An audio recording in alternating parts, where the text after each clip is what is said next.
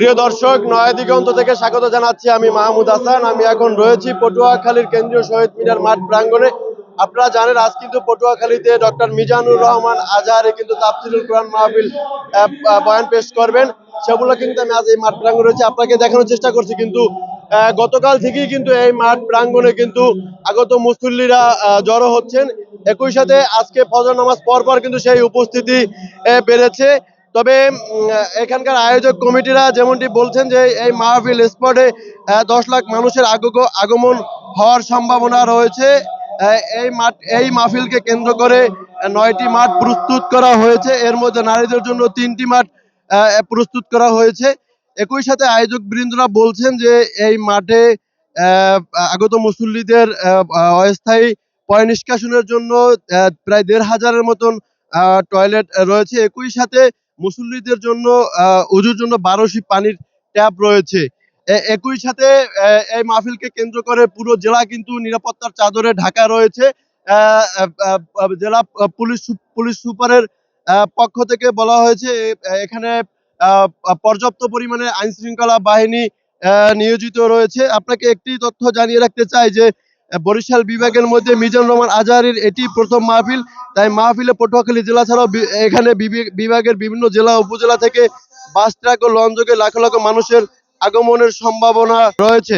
একই সাথে আপনাদেরকে একটি তথ্য জানিয়ে রাখতে চাই যে এই মাহফিলকে কেন্দ্র করে এখানে শুধু 9টি মাঠই নয়, মাঠ ছাড়াও এর মাঠ সংশ্লিষ্ট কাছেই কিন্তু 50টি এলইডি মনিটর রয়েছে। একই সাথে উন্নত সাউন্ড সিস্টেমের মতো 4টি মাইক নির্মাণ করা হয়েছে। একই সাথে এই মাহফিল স্পট গুলো কিন্তু ক্লোজ সার্কিট ক্যামেরা দ্বারা কিন্তু নিরাপত্তার চাদরে ঢাকা রয়েছে বলে আমরা যেমনটি জানতে পেরেছি। একই সাথে এখানকার আগত মুসল্লিদের সাথে কথা বলে যেমনটি জেনেছি, তারা বলছেন যে আসলে এই মাহফিল কিন্তু জেলার মধ্যে এটি সর্বপ্রথম মাহফিল।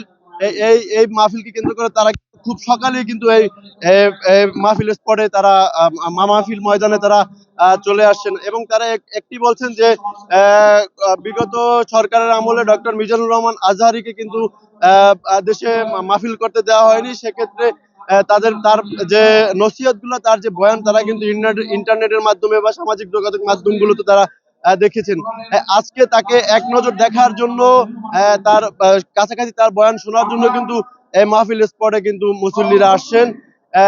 যারা জেলার বিভিন্ন এলাকা থেকে কিন্তু বাস, ট্রাক এবং লং যোগে কিন্তু এই মানুষজন আসছেন এবং এই পটুয়াখালী ওয়েলফেয়ার ফাউন্ডেশনের উদ্যোগে কিন্তু এই মাহফিলটি আয়োজন করা হয়েছে বলে জেনেছি।